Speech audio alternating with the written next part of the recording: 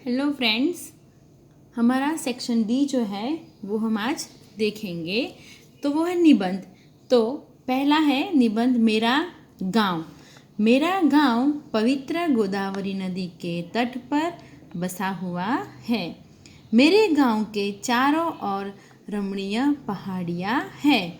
मेरे गांव का नाम रामपुर है। आज़ादी के बाद मेरे गांव ने बहुत तरक्की की है। गांव के दक्षिणी हिस्से में पंचायत घर है।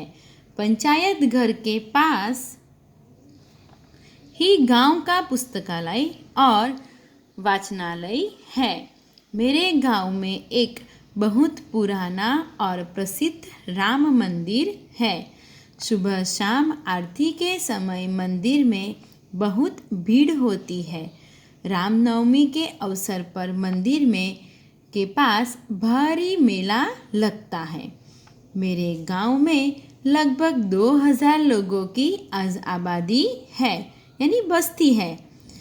उनके ज़्यादातर लोग किसान हैं।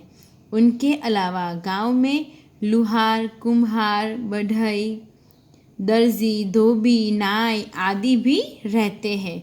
गांव के लोग बहुत सीधे साधे और मेहनती हैं। वे आज भी पुराने रीति रिवाजों को मानते हैं, फिर भी उनके विचार प्रगतिशील हैं। रामपुर गांव में एक प्राथमिक शाला है। गांव में एक छोटा सा अस्पताल है। वहाँ गांव के मरीजों का बहुत कम पैसों में इलाज किया जाता है। गांव में 4-5 दुकानें हैं। हर रविवार को गांव में बड़ा बाजार लगता है। गांव में पशुओं की संख्या भी अच्छी है।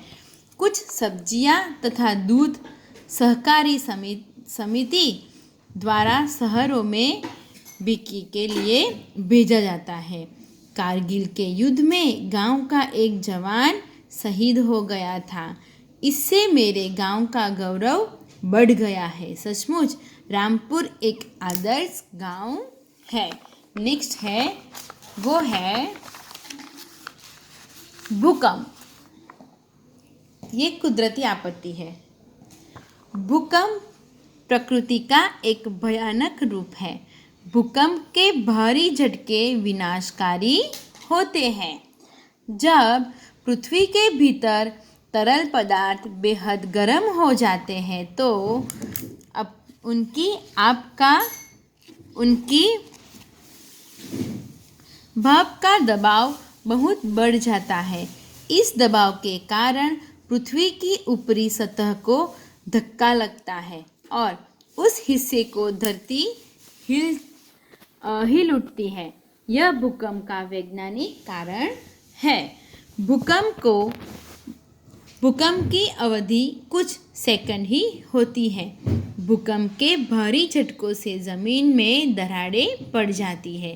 ज़मीन के फट जाने के कारण कभी कभी पृथ्वी के अंदर का गर्म लावा बाहर आता है और विषैली गैसें बाहर निकलकर हवा में फैल जाती हैं। भूकंप के भारी झटकों से अनेक मकान धराशायी हो जाते हैं। लाखों लोग बेघर हो जाते हैं। भूकंप की चपेट में आकर पूरे गांव और शहर देखते ही देखते खंडहरों में बदल जाते हैं। भूकंप की विनाश लीला के बाद राहत कार्य शुरू होते हैं। सरकार तथा सेवाभावी संस्थाएं तुरंत राहत कार्य में जुट जाती हैं।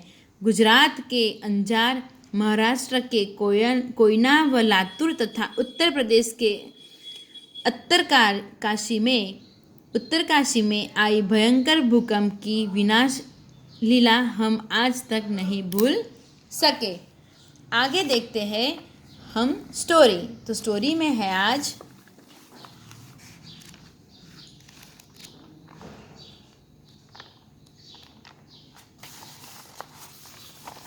भेड़िए की दुष्टता। एक भेड़िया पानी पीने के लिए किसी नदी के किनारे पहुंचा। वहां उसने एक मेमने को पानी पीते हुए देखा। मेमने को देखते ही भेड़िए के मुंह में पानी आ गया। उसने झूठ मूठ झगड़ा कर मेमने को मार डालने के निश्चय किया। भेड़िए ने ऊंची आवाज़ में मेमने से कहा, अबे मेरा पानी क्यों गंदा कर रहा है? भेड़िए की आवाज़ सुनकर मेमना डर गया। उसने कांपते हुए कहा, हुजूर, पानी आपकी ओर से बहता हुआ मेरी ओर आ रहा है, फिर मैं आपका पानी कैसे गंदा कर सकता हूँ?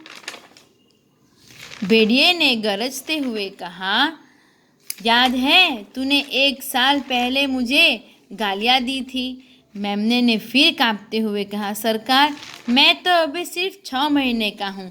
1 साल पहले मैं आपको गालियाँ कैसे दे सकता हूँ?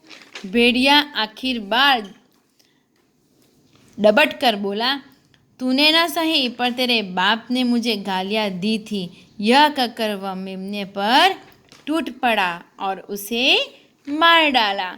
तो इससे सीख मिलती है, दुष्ट अपना स्वभाव नहीं छोड़ते, वे किसी ना किसी तरह दोष निकालकर कमज़ोर को सताया करते हैं। आगे हम लोग देखेंगे पत्र लेखन।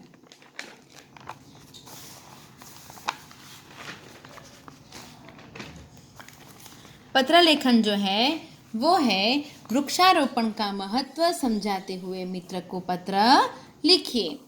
एड्रेस लिखना है नव विवेकानंद सोसाइटी, आजवा रोड, बड़ोदरा, 12 जून 2017। आप अपना फ्रेंड का भी लिख सकते हैं। प्रिय मित्र नीरज, सप्रेम नमस्कार।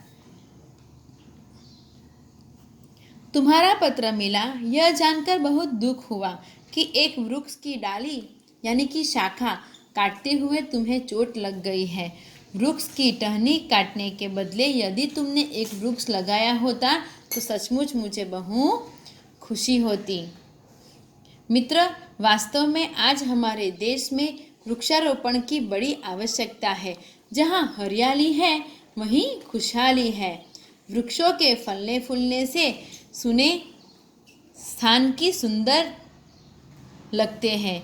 वैज्ञानिक दृष्टि से भी वृक्षारोपण बहुत महत्वपूर्ण है। वृक्ष वायुमंडल को शीतल और शुद्ध बनाते हैं। शुद्ध हवा हमें स्वस्थता प्रदान करती है। वृक्षों से आकृष्ट होकर बादल वर्षा करते हैं। सड़कों के किनारे वृक्ष लगाने से सड़कों की शोभा बढ़ती है और पथिकों को शीतल छाया मिलती है। देश में हरे भरे वृक्ष जितने अधिक होते, देशवासियों का जीवन भी उतना ही हरा भरा होता। आशा है अपने शहर में वृक्षारोपण के कार्यक्रम में अब तुम पूरा सहयोग दोगे। फ्रेंड्स, हम लोगों ने ये आज 2 निबंध, 1 पत्र और 1 कहानी पढ़ी। मैं आपको PDF भेजूंगी, वो आपको आज रीड करनी है, लेकिन जब भी आपको समय मिले तब एग्ज़ाम के बाद भी, अभी आप ये रीड कर दो PDF, लेकिन एग्ज़ाम के बाद भी आपको निबंध की नोटबुक में ये PDF लिखनी है। Thank you.